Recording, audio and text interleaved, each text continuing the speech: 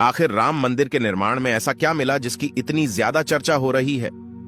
जब नासा के वैज्ञानिकों को इन चीजों के बारे में पता चला तो वह भी हैरान रह गए। और सबसे बड़ी बात की, जब आपको इनके बारे में पता चलेगा तो आपके भी रोंगटे खड़े हो जाएंगे। एक बात और की, इस वीडियो को देखने के बाद आप भी अपने आप पर हिंदू और सनातनी होने पर बहुत ज्यादा गर्व करोगे।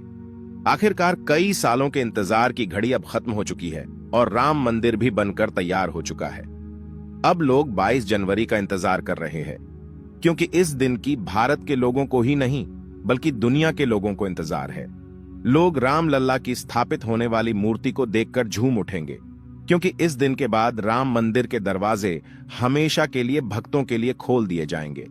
इस मूर्ति को बनवाने के लिए देश के 3 सबसे बड़े मूर्तिकारों को बुलवाया गया है, और जो भी भक्त इस ऐतिहासिक पल को अपनी आंखों से निहारेगा वह जीवन मरण के बंधन से मुक्त हो जाएगा। क्योंकि यह तो आपको पता ही होगा कि 22 जनवरी 2024 को राम मंदिर में रामलाल की मूर्ति की प्राण प्रतिष्ठा होगी।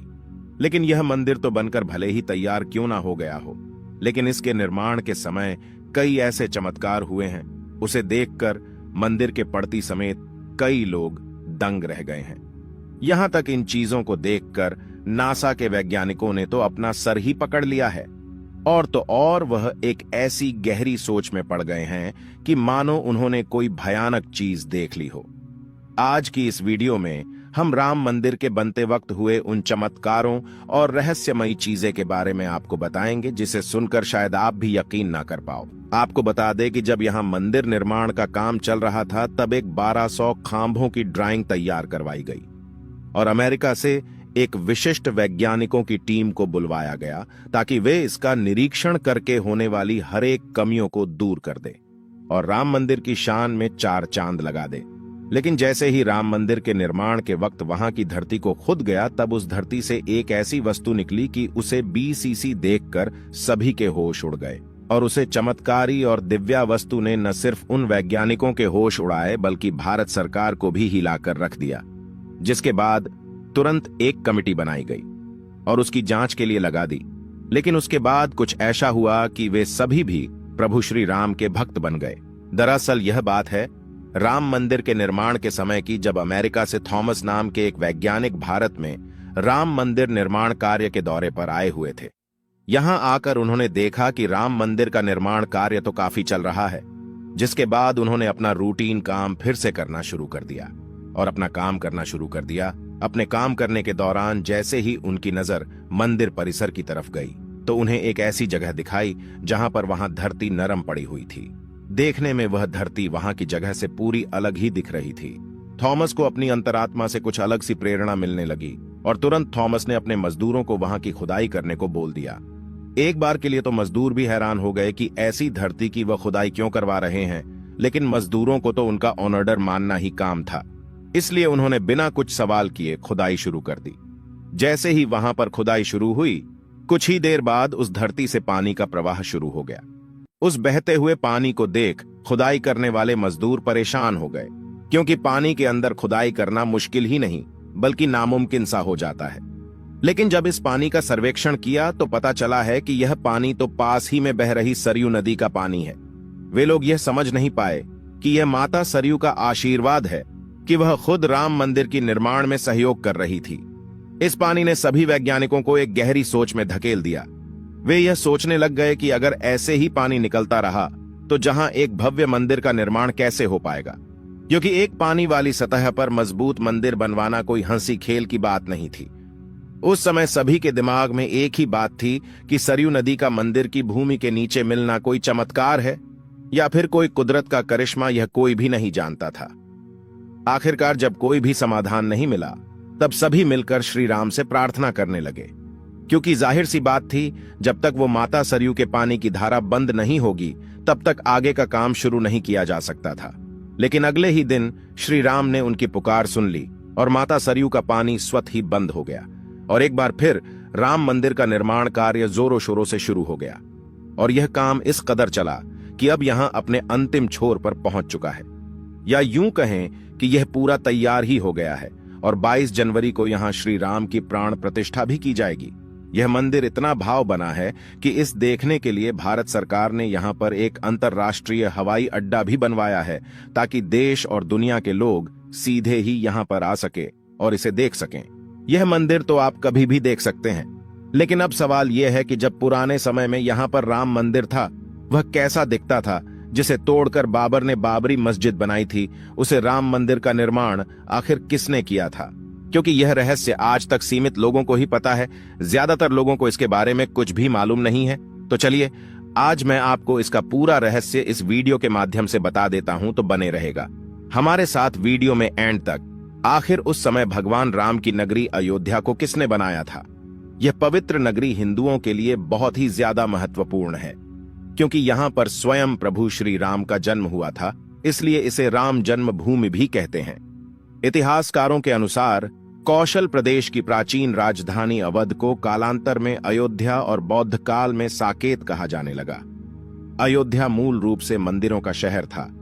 हालांकि यहां खुदाई के वक्त आज भी हिंदू, बौद्ध एवं जैन धर्म से जुड़े मंदिरों के अवशेष देखे गए, जिसमें खंभों से लेकर हिंदू आकृतियां बनी हुई थीं। अयोध्या नगरी में होने का वर्णन भी वाल्मीकि रामायण में मिलता है। कहते हैं कि भगवान श्री राम के जल समाधि लेने के पश्चात अयोध्या कुछ काल के लिए उजाड़ सी हो गई थी, लेकिन उनकी जन्मभूमि पर बना महल वैसे का वैसा ही था। भगवान श्री राम के पुत्र कुश ने एक बार पुनः राजधानी अयोध्या का पुनर्निर्माण कराया। इस निर्माण के बाद सूर्यवंश की अगली 44 पीढ़ियों तक इसका अस्तित्व आखिरी राजा महाराजा बृहदबल तक अपने चरम पर रहा। कौशल राज बृहदबल की मृत्यु महाभारत युद्ध में अभिमन्यु के हाथों हुई थी। महाभारत के युद्ध के बाद अयोध्या उजड़ सी हो गई, मगर श्री राम जन्मभूमि का अस्तित्व फिर भी बना रहा। इसके बाद यह उल्लेख मिलता है कि ईसा के लगभग 100 वर्ष पूर्व उज्जैन के चक्रवर्ती सम्राट विक्रमादित्य एक दिन आखेट करते करते अयोध्या पहुंच गए। थकान होने के कारण अयोध्या में सरयू नदी के किनारे एक आम के वृक्ष के नीचे वे अपनी सेना सहित आराम करने लगे। उस समय यहां घना जंगल हो चला था, कोई बसावट भी यहां नहीं थी। महाराज विक्रमादित्य को इस भूमि में कुछ चमत्कार दिखाई देने लगे। तब उन्होंने खोज आरंभ की और पास के योगी व संतों की कृपा से उन्हें झांत हुआ कि यह श्री राम की अवध भूमि है।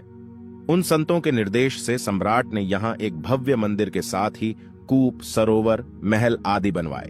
कहते हैं कि उन्होंने श्री राम जन्मभूमि पर काले रंग के कसौटी पत्थर वाले 84 स्तंभों पर विशाल मंदिर का निर्माण करवाया था। इस मंदिर की भव्यता देखते ही बनती थी। विक्रमादित्य के बाद के राजाओं ने समय समय पर इस मंदिर की देखरेख की। उन्हीं में से एक शुंग वंश के प्रथम शासक पुष्यमित्र शुंग ने भी मंदिर का जीर्णोद्धार करवाया था। पुष्यमित्र का एक शिलालेख अयोध्या से प्राप्त हुआ था, जिसमें उसे सेनापति कहा गया है तथा उसके द्वारा 2 अश्वमेध यज्ञों के किए जाने का वर्णन है। अनेक अभिलेखों से झांत होता है कि गुप्त वंशीय चंद्रगुप्त द्वितीय के समय और तत्पश्चात काफी समय तक अयोध्या गुप्त साम्राज्य की राजधानी थी। गुप्तकालीन महाकवि कालिदास ने अयोध्या का रघुवंश में कई बार उल्लेख किया है। इतिहासकारों के अनुसार 600 ईसा पूर्व अयोध्या में एक महत्वपूर्ण व्यापार केंद्र था। इस स्थान को अंतरराष्ट्रीय पहचान 5वीं शताब्दी में ईसा पूर्व के दौरान तब मिली जबकि यह एक प्रमुख बौद्ध केंद्र के रूप में विकसित हुआ। तब इसका नाम साकेत था। कहते हैं कि चीनी भिक्षु फाहियान ने यहां देखा कि कई बौद्ध मठों का रिकॉर्ड रखा गया है। यहां पर 7वीं शताब्दी में चीनी यात्री हेनत्सांग आया था। उसके अनुसार यहां 20 बौद्ध मंदिर थे तथा 3000 भिक्षु रहते थे, और यहां हिंदुओं का एक प्रमुख और भव्य मंदिर भी था, जहां रोज हजारों की संख्या में लोग दर्शन करने आते थे। इसके बाद ईसा की 11वीं शताब्दी में कन्नौज नरेश जयचंद आया तो उसने मंदिर पर सम्राट विक्रमादित्य के प्रशस्ति शिलालेख को उखाड़कर अपना नाम लिखवा दिया। पानीपत के युद्ध के बाद जयचंद का भी अंत हो गया। इसके बाद भारतवर्ष पर आक्रांताओं का आक्रमण और बढ़ गया।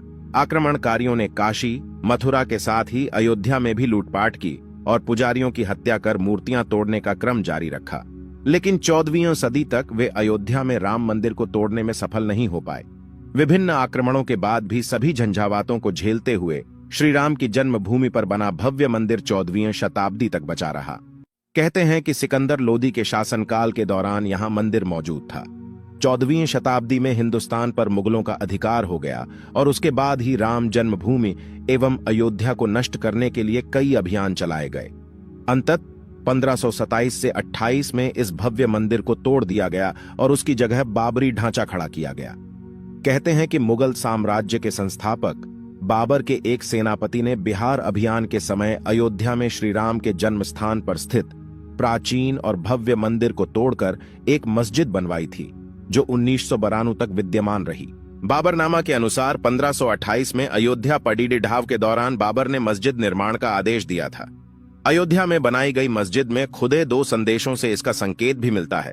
इसमें एक खास तौर से उल्लेखनीय है।